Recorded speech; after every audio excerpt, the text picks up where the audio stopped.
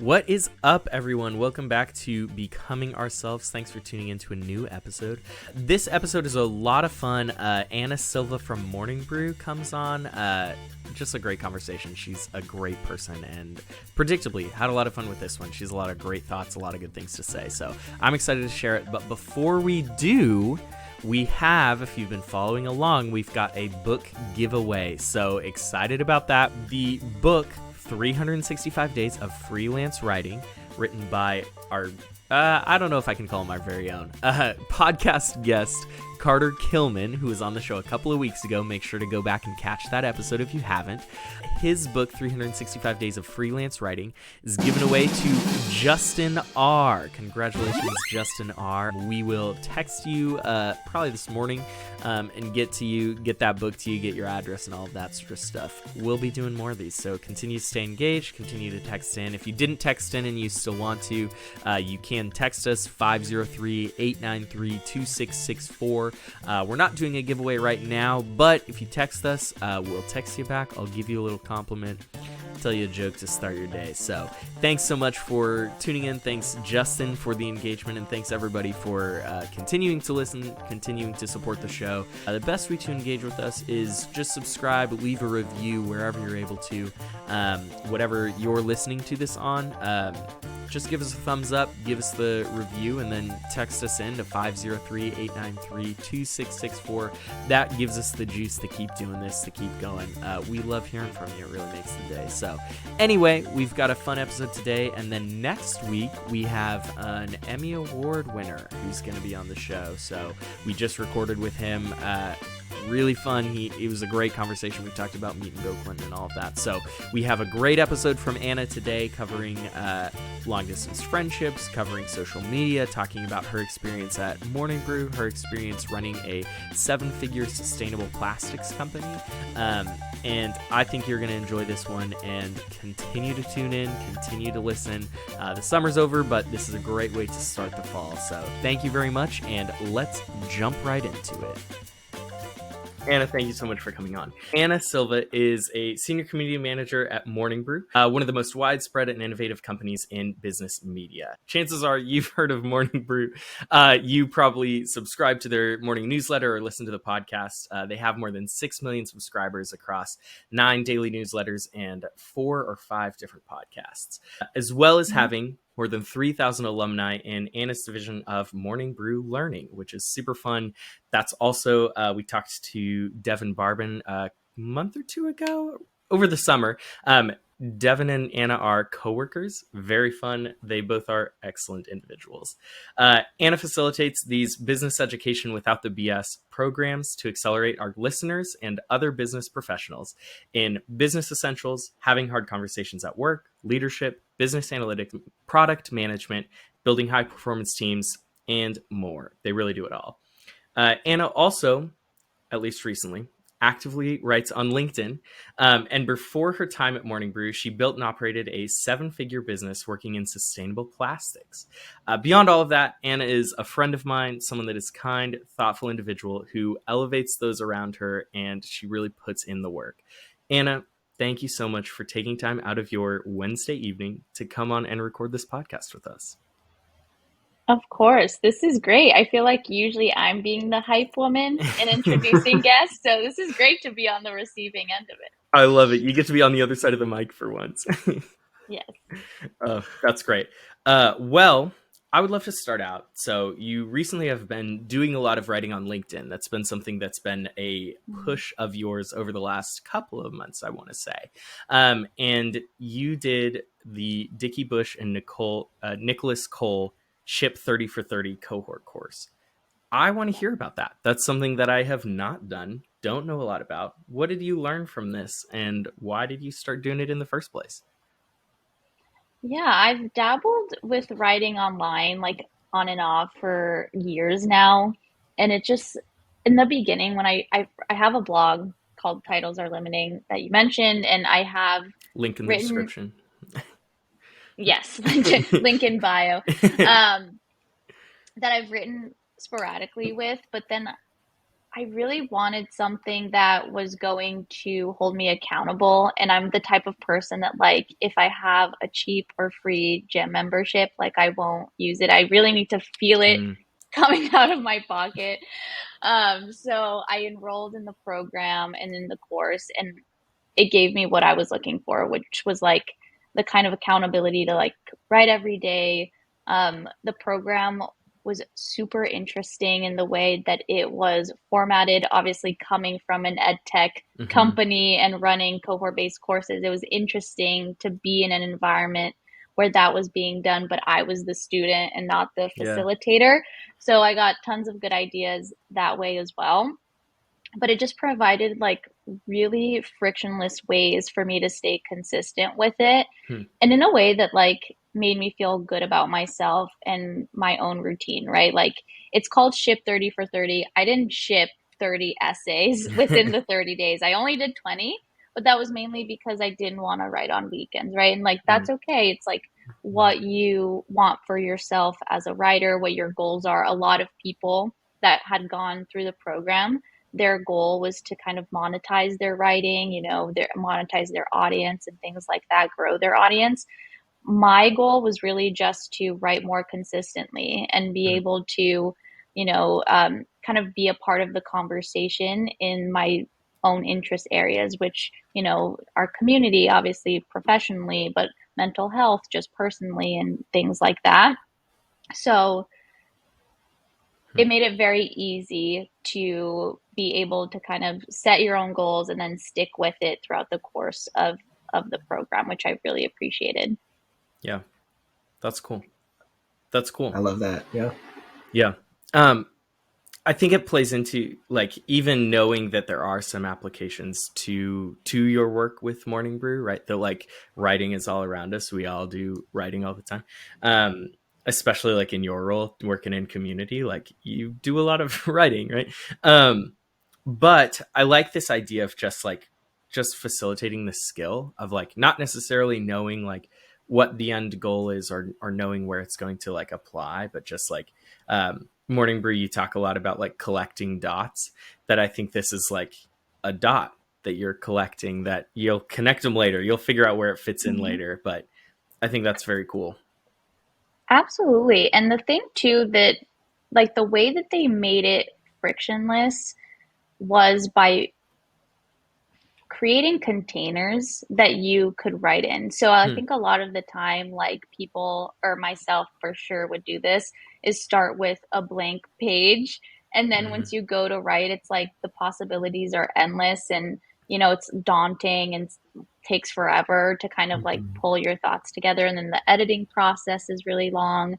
And so the way that they kind of had you prep the page and outline Hmm. it, I think is what made it very like easy to keep coming back to, and something that I could stick to and commit to every day. And I think it goes back to like, how do you do that? How do you create those containers for desired behavior that you want someone to take, even yourself, or that might be someone else? As a community person, I was Yeah. like applying that mentality to everything we did, like if what are the actions we want students to take, or alumni to take, and things like that, and how can we create those containers. And what you mentioned too about the weak ties, like just putting my thoughts, right? Like a lot of the things I was writing about, I'm not an expert on, that I have decades of experience on, but I have my own level of experience firsthand that I've, and thoughts around it. So even just sharing those tidbits online, so many people that Hmm. were already in my network like would comment or reached out to me on LinkedIn personally, be like, oh, hey, like I'm also interested in this thing, would love to connect.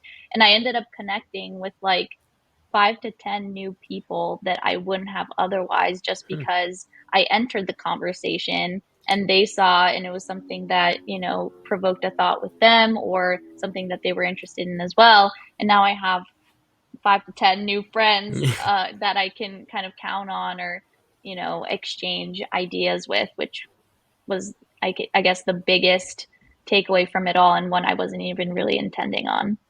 Yeah. That's really cool. Like you start a dialogue too, just by putting an idea Mm-hmm. out and saying like, well, I'm not an expert on this, but I'm thinking about these things, and I'm taking. I mean, writing is something that takes so much courage, right? It's a vulnerable thing.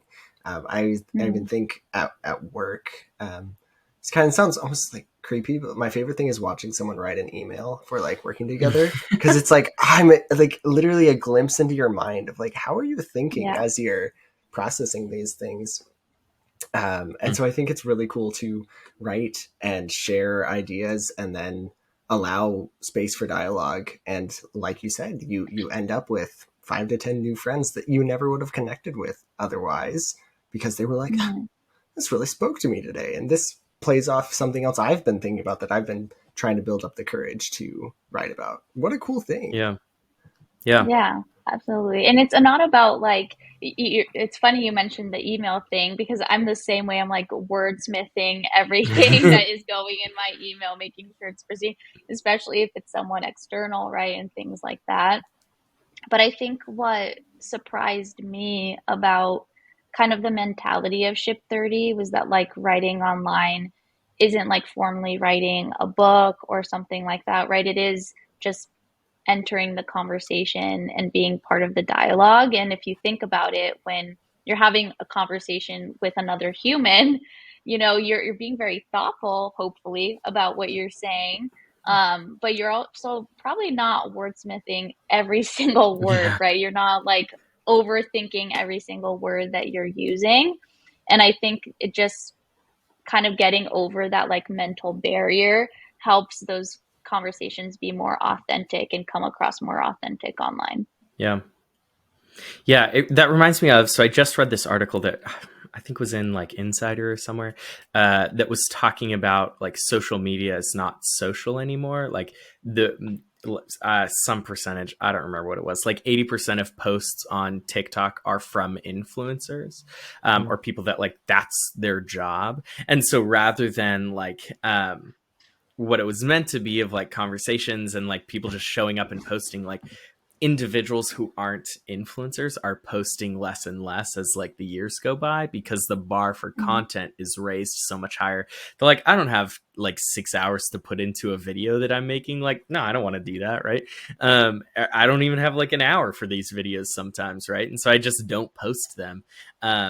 Because I'm like, oh, like the stuff that I'm seeing is way higher quality. Like they shot with like 4K and they've got like a great camera and it's like nicely edited and all these things. So I'm like, I'm not doing any of that. So I shouldn't be posting. And I think the idea of like just posting to be a part of the conversation, to be a part of the dialogue, even though it's not like coming from necessarily like a state of expertise on any of these things, that like not to say that they're bad writing, but that like, yeah, you're writing about some topics that you haven't published peer reviewed articles about. Like you don't have like, Right. they're not these viral videos that you're putting out, anything like that, right? But that it is just like, no, like Anna's thinking about these topics and then put some time and effort into like writing out some thoughts on this, making it like digestible, making it interesting, like pulling out the format, making it like fitting it into that container, making it look nice.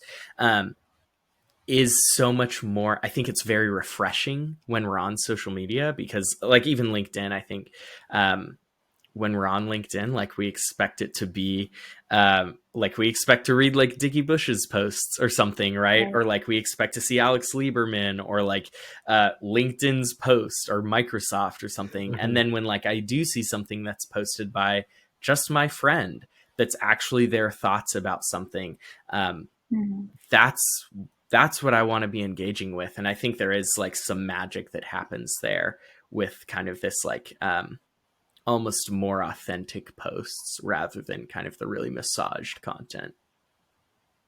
For sure. And I think good writing, like, and just anything that happens on social media, because that's a whole other rabbit hole I Yeah. could happily dive down with both of you. Like, yeah, for sure. Nowadays, there is lack of connection on social media, right? And um, it's definitely a space for brands and influencers to kind of sell a product or a service or themselves and things like that. And it's rare. It's a rare instances, right, where we actually see a real sneak peek of someone's thoughts or life and things like that.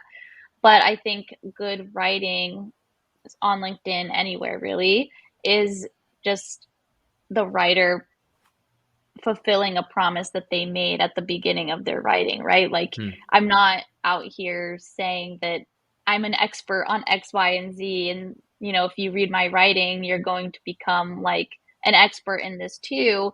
I'm saying this was my experience going through this or thinking through this the first time. And, this is kind of Hmm. like my own take as always from it, take it or leave it. And like, what have you seen in your own personal life too? And I think that is a much more normal or like common form of dialogue than the latter. Not to say that there isn't space for that online, right? Like tons of uh, experts have monetized their writing and created all of these great businesses through online writing.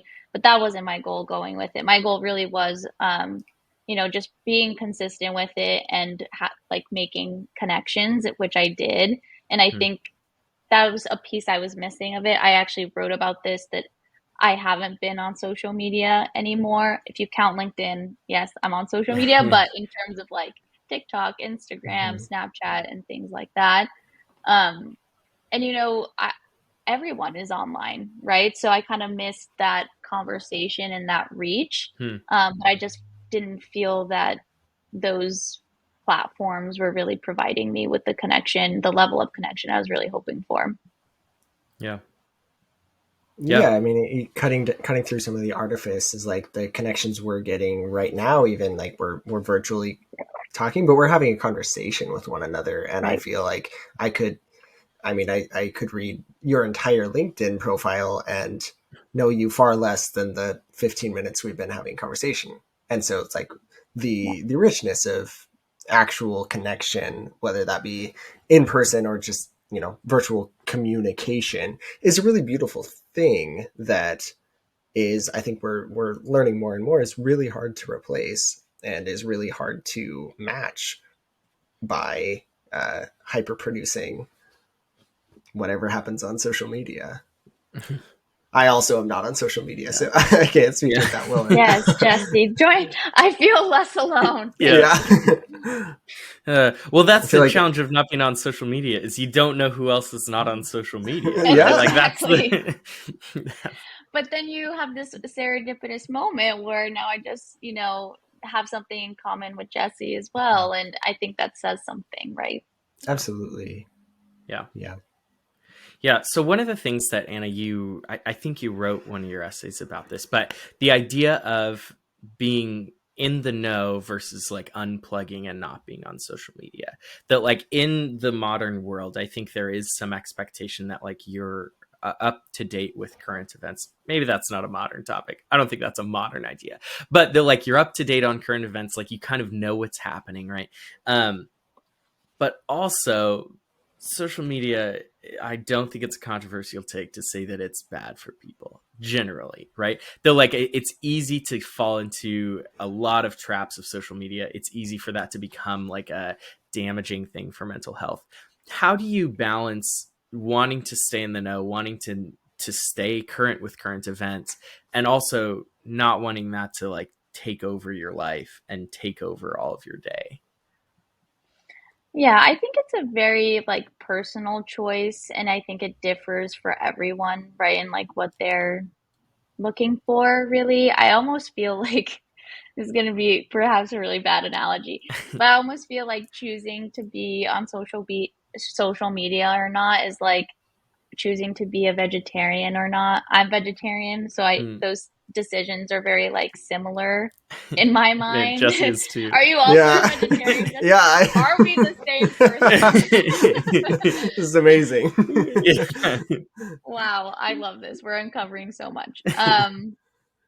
But I feel like it's very similar in terms of like, you know, some eating meat might be right for some people and not for other people, and like that's a very personal choice that you have to like weigh for yourself. And being on social media was very similar in terms of like I don't necessarily think it's innately bad or good, right? I think people have different experience with it, and I think when I was on social media, I wasn't gaining any value, any real Mm. value from it. Like everything I saw was fake, at least in my algorithm. Yeah. Like even people I knew, like friends, family, what they were posting, I was actually friends and family with these people. So I knew what was going Mm. on in their lives. And I knew that it wasn't just this like sunshine and rainbow story that their feed was telling me.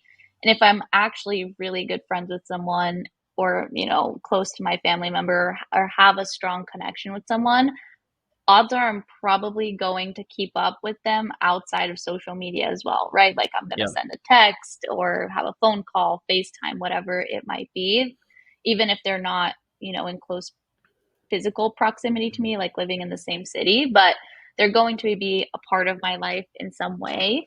And so I didn't feel like I was missing out on any of those like big updates. Hmm. And the things that I was seeing was more like were making me angrier than like happier, if that makes sense. And so Yeah. I was like, okay, well, this isn't really the space that I need to be.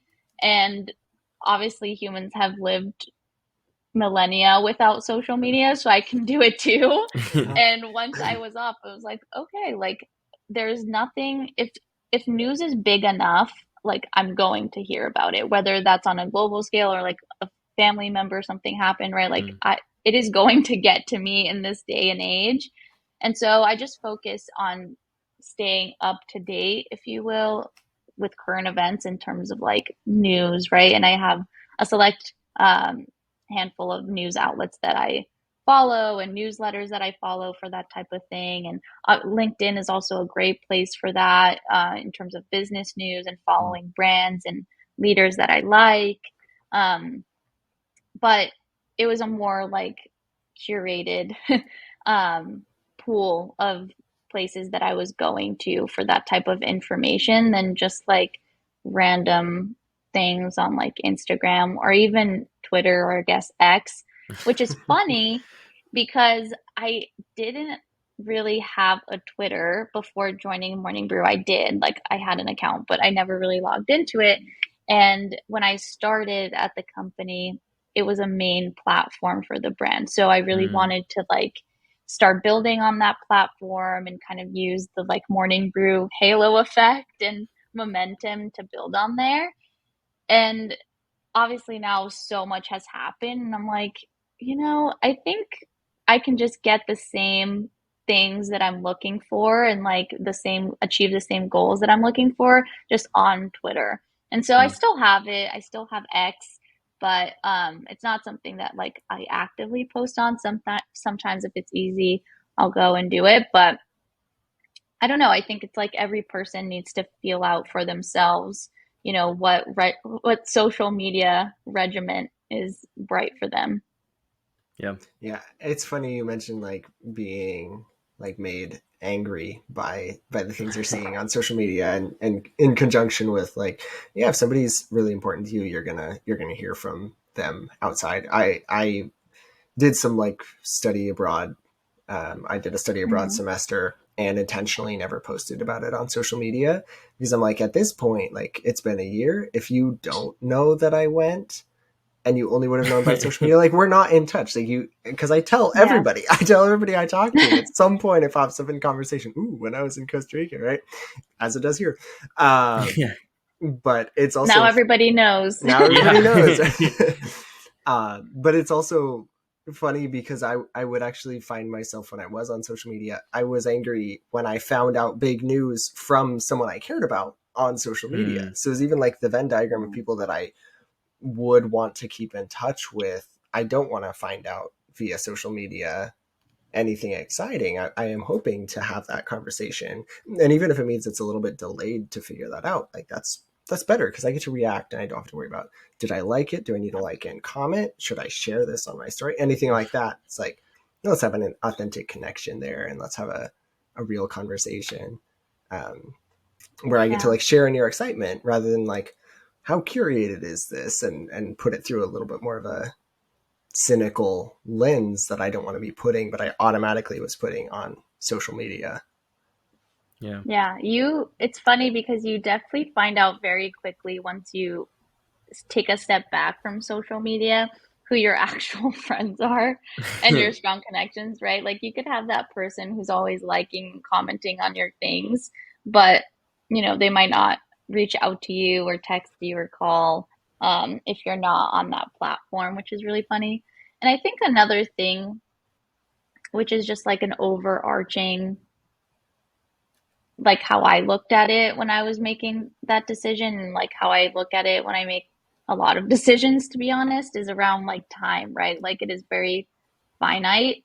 And I love, I'll have to get the article later because I'm going to misrepresent where I found this, but there was an article somewhere at one point that I saw that had like time in different graphs, and it's like, this is how much time you probably, how many times you have to see your parents left if they live up to like a certain age and if you're a certain age. And these graphs, like, or how many times you'll eat like ice cream in your life if you like if you eat it once a week or like once a month and you live up to a certain age, right? It makes it very concrete in these visuals. And I think for me, once I saw that, I was like, oh shoot, like Yeah. that's real, right? So Yeah.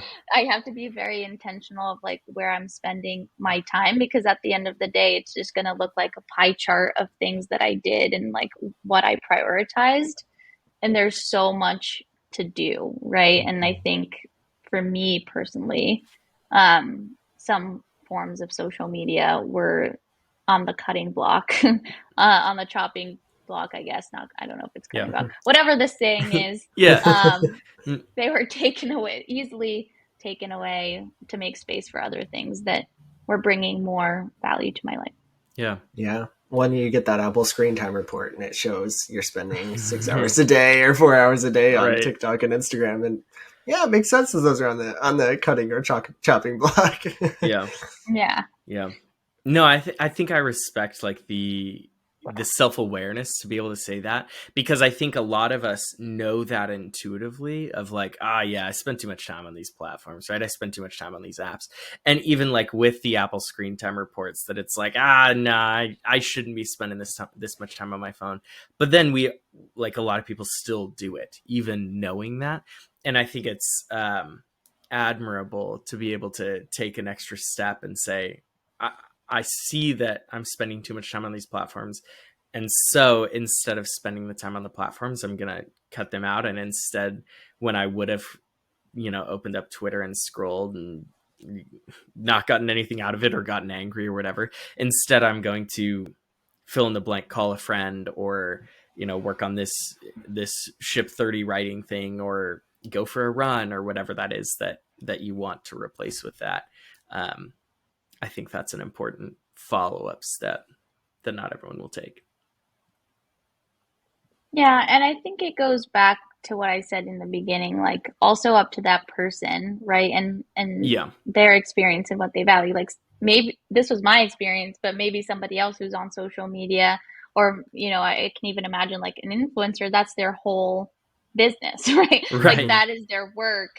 That is how they're making money. And like I spend 8 hours at least a day on my computer doing work, and that's kind of their work, like being on their phone and posting and whatnot. So I totally understand that. Just like for my own life, it didn't fit that Yeah. need, or like it didn't have a space per se. Um, but yeah, it's interesting. It's also interesting because there was a report that came out on loneliness and everyone, and how everyone's feeling more and more lonely recently over the years.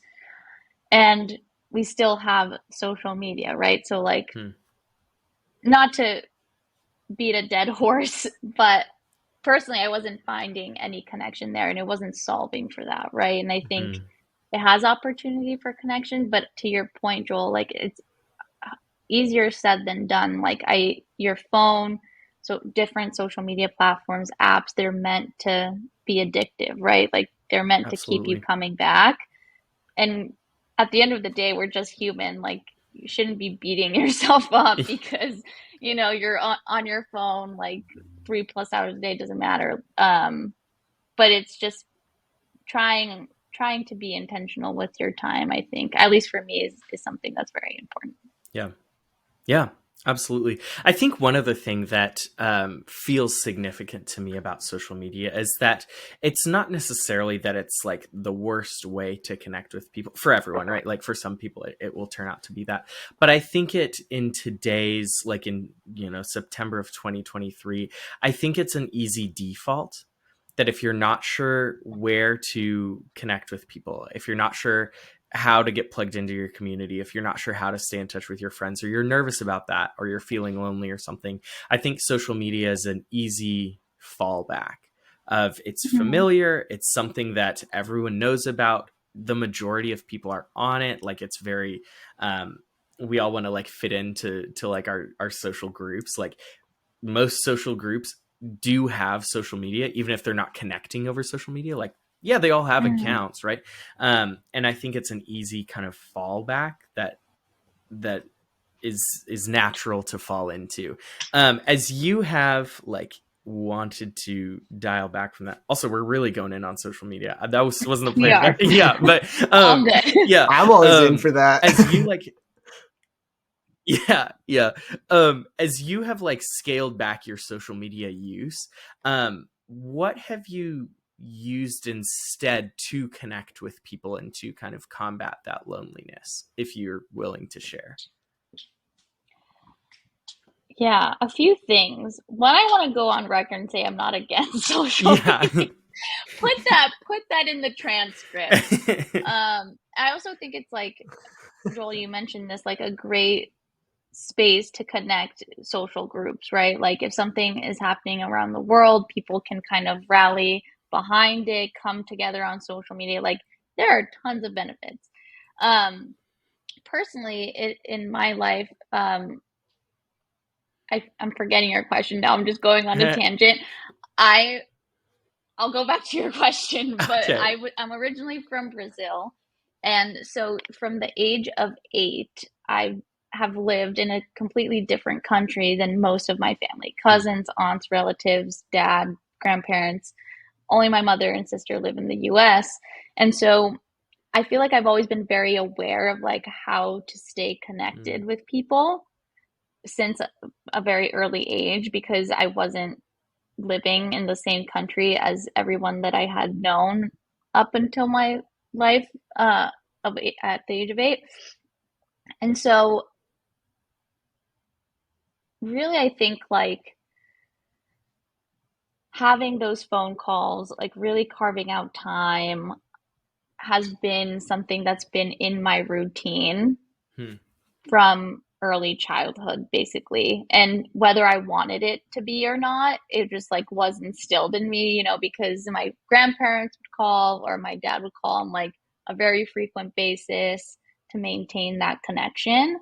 And so I think that's what I default to the most. And I think when I do miss out on a lot of events that do happen in my cousins' lives that are of similar age, and they're posting on social media, the birthday party they went to or like this trip they took. I'm not seeing as many of those photos, Hmm. but I'm hearing about it directly from them. And so it's not as bad. And obviously, a lot of that is done through messaging, a phone call, WhatsApp. If you want to call WhatsApp social media, then I guess I use that. Pretty loosely. People have different definitions. But I think it's like where those are the spaces I'm personally nurturing those connections, right? And I'm honestly not great at it. Like it is a constant goal of mine to reach out more, call more, text more. Like I am an introvert by nature, and after like work and giving time to my romantic relationship and giving time to the friends and family I do have around me in the same city, like Yeah. and having my own time, like I'm pretty beat Mhm. after that, right? Though sometimes the last thing I want to do is, make a call and have a whole interaction with someone. But I know that at the end of the day, like that's going to be really important to me. And I mainly say that around family, right? Like my grandparents aren't getting any younger. And so sometimes I'm like, Hmm. oh, do I really want to call my grandpa and like talk about this, hear his like medicine regimen nowadays, things grandparents talk about. Like sometimes that's not, high, like the first thing I want to do, but I know that it's important for me to do it. And, this person is someone I love and they're not going to be there the whole time. Again, going back to this notion of time, right? Yeah.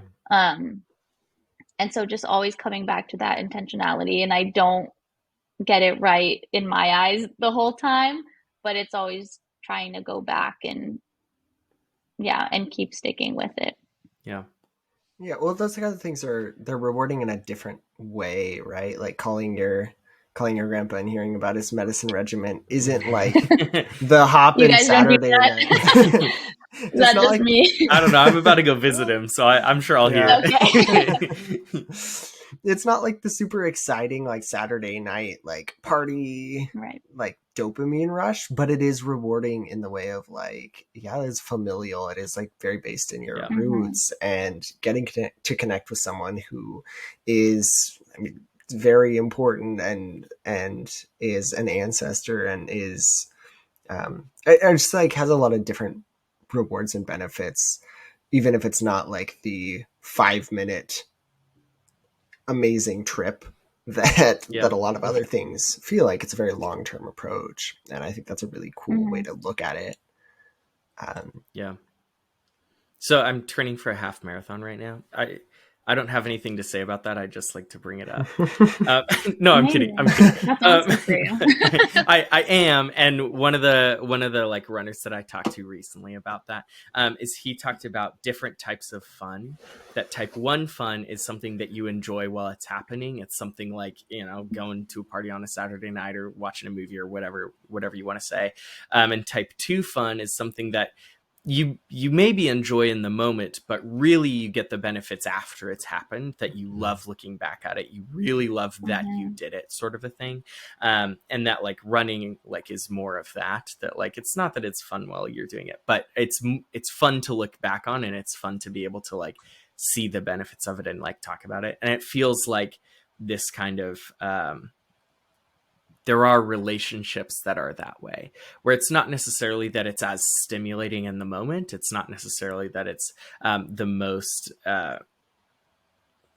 man, I don't know how to say this without saying that it's bad to talk to your grandparents, but that it's a different type of rewarding. It's a different type of fun that like, it still can be really fun, even if it's, you're just hearing about a medicine routine and you're like, I'm not that interested in this, but it still can be rewarding. It still can be fun, even if it is kind of from a different angle. Yeah, absolutely. I think I love that concept of different types of fun, right? Like I think sometimes we use a very narrow definition of what is fun. But yeah, talking to my grandpa and hearing about his pill regimen, all the medicines he's taking, like is fun in just a non-conventional way that we usually use it, right? It's Yeah. not but for sure is worthwhile, I would say. If Worthwhile is we're a great doing word. fun as something that's worthwhile, yeah. Yeah. Yeah. Yeah. I think that's fair. Anna, you talk about imposter syndrome a little bit, and you've written a little bit about that. And I mean, we just recorded an episode on being like young people in a workplace and trying to be high achievers, but there is a lot of imposter syndrome that goes into that of like, I don't belong with these super high achievers who are in their 45, 50s. They've been working in my industry for longer than I've been alive. Like, why am I here? And how do you think about that in your line of work and in your philosophies and everything? I definitely felt imposter syndrome a ton in different scenarios and ways. Obviously, when I launched my own company was like when I experienced the most imposter syndrome. I bootstrapped the company for 3 years and I joined all these like founder groups and entrepreneurial groups, to try to network, build those weak ties, right? Have people that were going through a similar experience as I was as a solo entrepreneur. And a lot of people I met, you know, were fundraising and had these like wild stories, and these teams that they were building out just seemed so glamorous, right? And that they were gaining so much momentum. And my company was in the sustainable plastic space, which is not as sexy as someone, you know, in tech or fashion. It's just like, I'm an importer exporter. Like, that's what I do.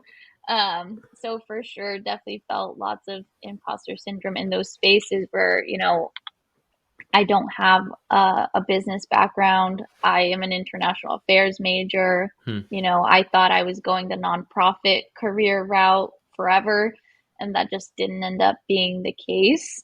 And so I was, you know, feeling a little bit like a fish out of water, learning all these different things. And I'm not a chemical engineer. And, you know, I needed to learn all the plastics, you know, polymer terms and, you know, reactions and things like that. And it was something that was really exciting to me. It is really exciting to me.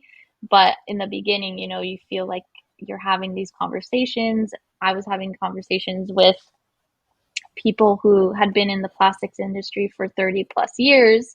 And here I was, someone who didn't even have an engineering degree or any plastic background. They're like, what are you doing here? They didn't say that, but that's how I felt, right? That they were looking at me from a point of view. And that wasn't always necessarily the case, right? Sometimes those were self fulfilling prophecies, right? You think that, they start to think that, and whatnot. Um, but that started to shift, really. I would love to say that my mindset shifted while I was an entrepreneur. It didn't. It really shifted when I joined Morning Brew, because then I met our senior product manager who's on the team, and she really talked about imposter syndrome as really just being a reframe of having a beginner's mindset, right? And just a situation in which you're still learning, and that can be really powerful and actually an advantage and a benefit a lot of the time. And that really started to reframe my line of thinking, because again, you know, I had never done community before. I was now at this new company after having to pivot away from my own company, which already felt like, you know, it was so convoluted and complicated. You know, there was so much pride over the 3 years of work that I had done. There were always also lots of feelings of having had to quit, or failure and things like that, but also being very excited about my next chapter. So I was in a very complex place, and feeling imposter syndrome of like, I've never done community before. You know, they're hiring me to be a community manager. Like, okay, like what do I do now? Sort of thing. Thankfully I had great mentors, and obviously this person on my team was one, and helped me reframe that. And so now, you know, I really stick to that, and I hold it closely in terms of like, oh, having a beginner's mindset is very, you know, advantageous, and you have to kind of approach things from kind of a place of curiosity and asking good questions and being a sponge. And really, even if you do provide a perspective or a take or make a decision that, you know, isn't from an expert level, it could even be better because you don't have those bad habits that perhaps experts that have been doing something for 10 plus years have built over time.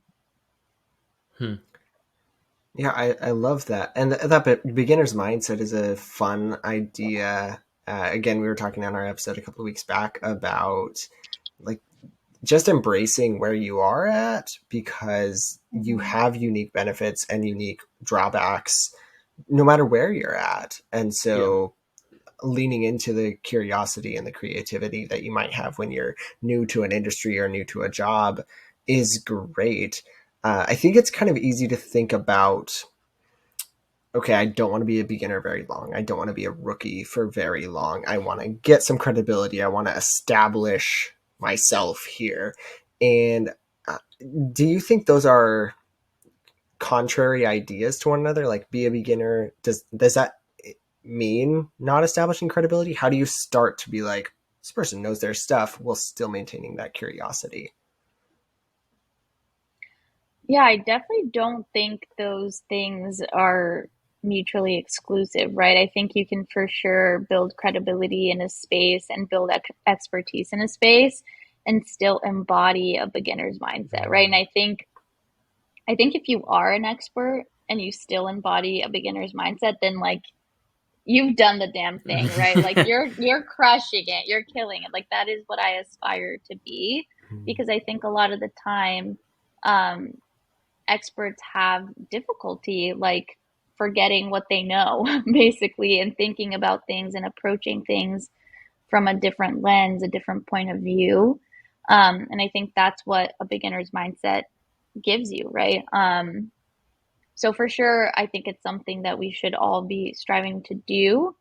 And it's hard. It's hard to find that balance of like, how do I establish my credibility, but yet keep challenging myself and my own knowledge. And I think it's exactly that, right? Like, as you grow as a professional, as a person, and you gain these experiences and you kind of pad yourself and your confidence in different areas, just making sure that you're looking out for your blind spots as much as you can, knowing that that is a very ironic statement because they're blind spots, right? But like trying to be as curious about things and critical about things, and making sure like, is this still the best way to do this? Is this still the best way to think about this?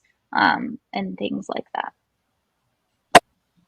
Yeah. I love that. I think about I have a new coworker who has several years in my industry, but just switched from a different company to mine, and it's been really fun to work with her because she has a ton of knowledge and has the certifications, the credentials that I'm working toward myself. But she's also very much like learning things from me and asking really like questions. I'm like, oh, that's such an obvious, I should have asked that question. And so it's been really fun to see someone who's not brand new to the industry, who definitely brings expertise and already is showing up in ways of like, yeah, obviously you are well prepared to do this job, but you can still bring this creative and curious mindset. And like, I love when she messages me, like, here's a question I've got. I'm like, oh, that's a great question. Like, let me find out the answer too, because this is increased learning. So I think that's, Meredith, if you're listening, you're doing a great job of fostering that that beginner's mindset while already establishing a ton of credibility. So, Shout out Yeah. to Meredith. Yeah, that's a great way to keep a beginner's mindset, right? As you gain expertise in something, is keep a close ear to the front line, or the people coming in, right? And or that have perhaps less experience than you, because they're going to provide a lot more um, new takes and fresh perspectives that perhaps that you are have been missing out on. So Meredith is doing it right. Yeah. I really like too that like how much we're hyping up Meredith, that like you can be establishing credibility through a beginner's mindset. That like by asking these questions, I think so often I get caught up in this, and I like to believe I'm not the only one, that when I ask questions, I think it's making me look bad. That like I'm asking questions because I'm inadequate, or because I like don't know this thing. And I think it instead almost signifies the opposite. That when people are asking questions, and when people are like acknowledging that like, hey, I'm new to this, or hey, I haven't done this before, like how do we approach this in this way? Or man, I just am really struggling about how to attack this project. I'm just not sure where to start. That like when I'm the person asking that question, I'm like, oh, I look so bad asking this question. And then when someone who like hasn't done this before asks that of me, of a project I've done a lot, I'm like, oh yeah, I can help you with that, no problem. Like I respect that you're asking the question rather than like floundering on your own and wasting hours trying to like figure it out, when like, yeah, I can give you the answer in 5 minutes. Like I think there's this paradox of, by asking questions that maybe we feel dumb asking, or we feel like it's um we're telling on ourselves by asking these questions. Like, in fact, we are making ourselves look better. We are like building that credibility of like, no, I'm willing to like ask questions when I don't know. I'm so glad you brought that up because it actually made me think like I do think that stems from our childhood, right? Because at least personally Hmm. for me, you know, adults and people who had experience always knew the answer, right? And so Hmm. I was like, oh, I have so many questions about the world and like how things work. And, anytime I asked my dad anything, it always seemed like he was like a walking encyclopedia or something. I was like, oh my gosh, I don't even need Google. Like, he's got all the answers that I could ever possibly need. And then, you get to adulthood, I'm like, oh, actually, like, no one really knows anything. Like, Yeah. no one really knows what they're doing. And we're all just trying to make it out here and like help each other out. And I think, as I joined the workforce, the leaders and managers, the best leaders and managers that I've come across, and thankfully, in the position that I'm now, I've got the opportunity to hear from a lot of great leaders from across different industries and interview them and things like that. And they'll all say the same thing, right? Which is like, if if you ask really good questions, like you're a really great leader and manager, right? You don't really Yeah. want to be prescriptive or, assume too much of a situation or, think that you always have the right answers. Again, it comes back to asking your team, asking your clients, asking the people, that you have relationships with. Um, about a certain thing because most often they're not like they will have an answer that will surprise you and inform you and help you kind of go forth in a better way. And I do think that's true. Like the general manager on our team at Morning Brew Learning, like most of the things that come out of her mouth are just like extremely intelligent Hmm. questions, Hmm. right? That make us all pause and think, okay, like I didn't think about that. I need to go back and be more thoughtful about this, or my reasoning here wasn't fully fledged out, right? So I think it makes everyone better around you. And at least in my experience, the people that have the most credibility have been the ones that have been able to ask the best questions. Hmm. Yeah, it starts fostering like a culture of collaboration too, of like when the people who I really look up to and really respect ask me a question, my thought isn't, oh, how do you not know that? It's like, if they're thinking about this, I can think about this. And not even just give the, oh, it's just XYZ, but be like, what's the question behind the question even? Or like maybe it is Mm-hmm. XYZ, Yeah. but maybe the answer could just be X. Maybe we can make this process more efficient. And I find it can be a really good pulse check, even like if I've done something 10 times a day for 3 months, sometimes it's a really Hmm. good pulse check to like watch someone else do it and say like, are they following the exact same steps? Maybe it's even they have a different keyboard shortcut that I haven't thought about, or they have a Mm-hmm. different order of doing things, and it helps break some of those autopilot things that can be really efficient but can also be like creating errors and missing details because, oh, I've done this a million times, I don't need to focus. And it's like, oh, actually I can keep making something unique and exciting and new out of this maybe monotonous or mundane project. Yeah. Yeah. I like that. Absolutely. Yeah, yeah. I think it's like taking the like subconscious and making it conscious for a second as like a way to evaluate. Like, is this going the right way? Maybe it's not. Maybe I should like evaluate it. Maybe I should shift it a little bit.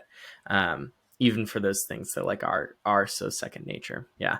Well, Anna, I really appreciate you taking the time. I want to be aware that we are coming up on the end of this. Before we go, a couple of things.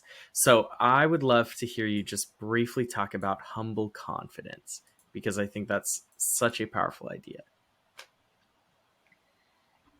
yeah, I first formally heard the term through Kat Cole, who is this current COO of Athletic Greens, and she's one of our speakers for Morning Brew Learning, and she talked about this.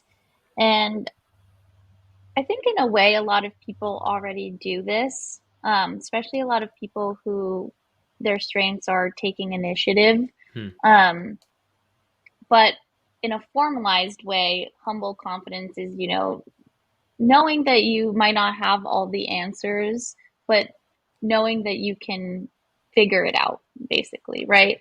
And it's something that in my life has always been present. Again, I didn't have the words to articulate it per se, but again, I come from an immigrant family.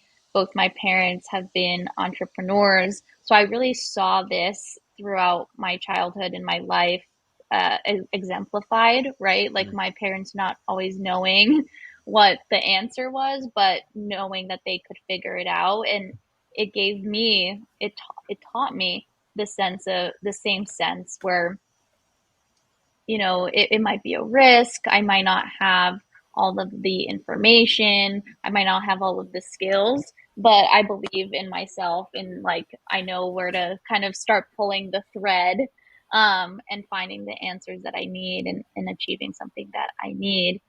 And I think one thing that I'll add to this notion, because I did not come up with this notion at all, it's something that I love and benefit from knowing, but it is not something I coined.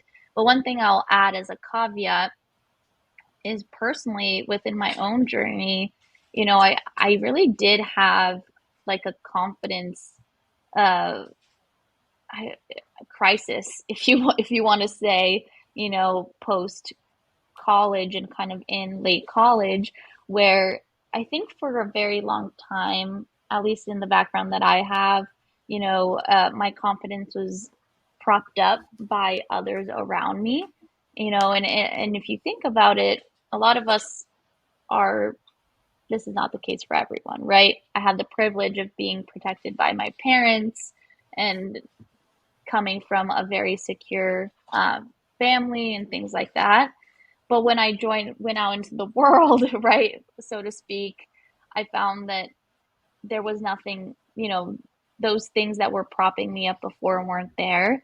And I really needed to build that confidence for myself and like really taking stock of like, okay, what are the things that I've committed to learning? What are the things that I have achieved? What are the things in my life that, I'm proud of, or the things about me that I'm proud of? And I think coming back to this humble confidence, like this was really something that helped me get through that crisis, if you will, because I was like, oh, Yeah. all these times where really maybe I wasn't, you know, I didn't have all the knowledge or all of the expertise in the world, but I eventually figured them out because look at me, like I'm okay, right? I'm like still standing on my own 2 feet.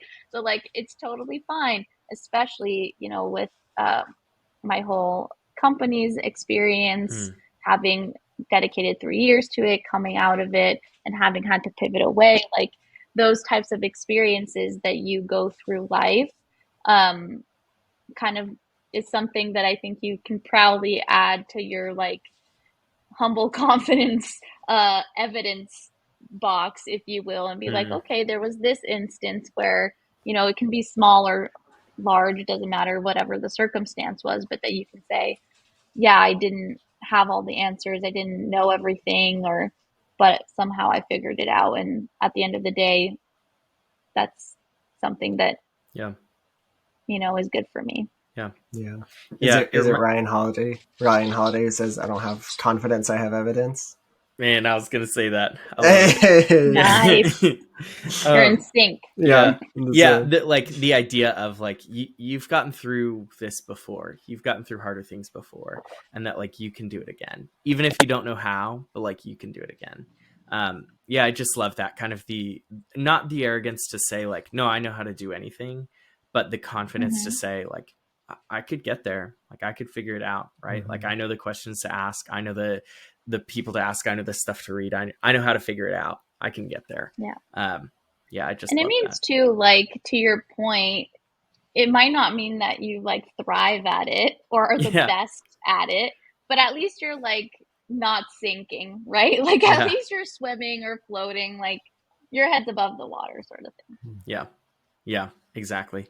Um, that's fantastic, Anna. Before we close this out and let you go, where could people find more of you? We already established you're not on social media, so Don't come looking for me. I'm just yeah. kidding. They can find me via LinkedIn. Happy to connect with anyone.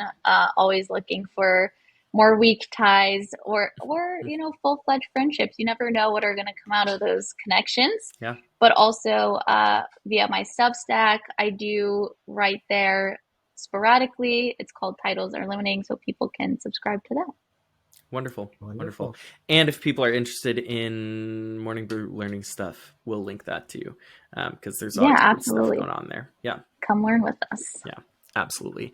Anna, thank you so much for taking the time today. This has been a blast. I've really enjoyed getting to catch up. It's been a little while since we chatted, but also just always love hearing you talk about some of these topics and be willing to share your experiences and share your thoughts on some of this stuff. I know I appreciate it. I know our listeners appreciate it also. So it means a lot. Thank you so much for taking the time. I also appreciate it. And Jesse. Thank you, Joel and Jesse, for giving me this space. This has been awesome, and you guys been crushing it with the podcast. And it was awesome Thanks. to meet Jesse for the first time too. Yeah, we have a Yeah. lot in common. Turns out We really do. Yeah. Yeah. Yeah. Thank you so we much. need to go Anna. offline and like go over favorite color, Yeah. animal, like movie. Seriously. Just lines up in every category. Exactly. I love it. I love it. Thanks for listening this week. Really appreciate you taking the time. This has been a great episode of Becoming Ourselves. As always, if you made it this far in the episode, the algorithm's gonna love you, and so do we. Thank you so much for tuning in. Hope you have a fantastic rest of your day. If you have anything that you want to add, any comments, any thoughts, any questions, or you just need somebody to chat with, shoot us a text at 503-893-2664, and we will absolutely respond to that. Thank you so much and have a fantastic rest of your day. Make sure to tune in next week. We've got an Emmy winner coming on the show, and we're talking about a lot of fun stuff with him. So enjoy the rest of your week, and we'll see you next time.